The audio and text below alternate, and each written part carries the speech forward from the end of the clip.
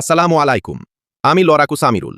আজ আমি কথা বলতে এসেছি এমন এক ব্যক্তির বিরুদ্ধে যে নিজেকে তথাকথিত হজরত দাবি করে ফেসবুক ইউটিউবে নোংরামি ছড়াচ্ছে। শাশুড়িকে বিয়ে করা যাবে, শাশিকেও বিয়ে করা যাবে। যদি শাশা তালাক দিয়ে ফেলে ইজ্জত পালনের পর শরীয়ত এটা হুকুম রেখেছে। কারণ শাশি আম্মা আপনার বংশের কেউ। বলছি হুজুর, আমি একজন মুসলিম ঘরের মেয়ে হয়ে আমি যতদূর জানি ছেলে বা মেয়ে এই দুই ক্ষেত্রে আমি যতদূর জানি একটা ছেলে বা মেয়ে, ঠিক আছে, তারা কাকে বিয়ে করতে পারবে? মাসির মেয়ে বা মাসির ছেলে। মেয়ের ক্ষেত্রে বললাম যে মাসির ছেলে বিয়ে করতে পারে, বা ছেলের ক্ষেত্রে মাসির মেয়েকে বিয়ে করতে পারবে। তো আমি বলতে চাচ্ছি মাসির মেয়ে বা মাসির ছেলে, কাকুর মেয়ে বা কাকুর ছেলে, বরাবর মেয়ে বা বরাবর ছেলে, মামার মেয়ে কিংবা মামার ছেলে, এদেরকে বিয়ে করতে পারবে। কিন্তু আমি প্রথম শুনলাম, আমি সত্যি প্রথম শুনলাম যে চাচিকেও বিয়ে করা যাবে।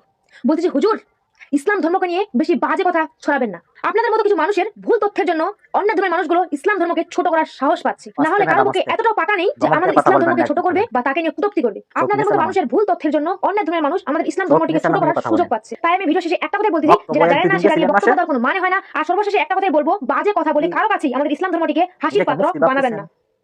আমি তো আজ পর্যন্ত শুনছি না চাষিরে বিয়া করতে। চাষি কি চাষিরে আমি জানিও না, চিনিও না, শুনেও না। চাষা বিয়া লইছে দেখে আমার চাষি হয়েছে। এ চাষি তো আমারও বউ হইতে পারতো। চাষি কি আমার কোন গোত্রের না চাষি আমার কোন গোষ্ঠী? আবার আবার চাষিকে দেখা হারাম কোন অবস্থায়, যে কোনো অবস্থায়, যে কোনো পরিবেশে চাষিরে দেখা হারাম। তাই চাষিকে বিবাহ করা যায়। তাই চাষার ঘরে থাকাকালীন অবস্থা নাই। উনি কি বলেছেন? বিয়ে করা যাবে, শাশিকেও বিয়ে করা যাবে। যদি শাশা তালাক দিয়ে ফেলে ইজ্জত পালনের পর শরীয়ত এই এটা জমির হুকুম মালিক রেখেছে। চাষা না, কারণ শাশি আম্মা এই জমির মালিক যে কোনো ব্যক্তি হইতে পারে। বাতিজার নামে যদি দখল করে নিয়ে যায়, রেজিস্ট্রেশন কাগজ থাকে, তাহলে এই জমি বাতিজার। আফসারি যা বলেছে তাই সঠিক। একজন আলেমকে এইরকম ভাবে কথা বলার সাহস আপনার নেই। মহান আল্লাহ রাব্বুল আলামিন মহাগ্রন্থ আল কোরআনের মাধ্যমে সূরাতুন নিসা আয়াত নাম্বার 22 আল্লাহ রাব্বুল আলামিন বলে দিয়েছেন 14 জন মহিলাকে বিবাহ করাম। এই 14 জন বাদে যা আছে সবটারে বিবাহ করা যায়। আল্লাহ বলেছেন চাচিকে বিবাহ করতে পারবে। তাই আফসারি হুজুর যা বলেছেন তাই ঠিক। রাব্বুল আলামিন এই আয়াতে বলে দিয়েছেন কাদেরকে বিবাহ করা যাবে এবং কাদেরকে বিবাহ করা যাবে না। 14 জন মহিলা বাদে পৃথিবীর সবাইকে বিবাহ করতে পারবে।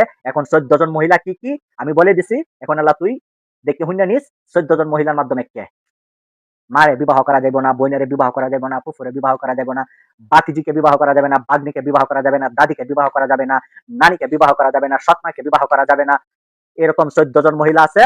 দুধমাকে বিবাহ করা যাবে না। এরকম 14 জন মহিলা আছে, এরারে বাইক দেয়া তোরও বিবাহ করা যাবে। সে বলছে চাচা তালাক দিলে নাকি আপন চাচিকে বিয়ে করা যায়।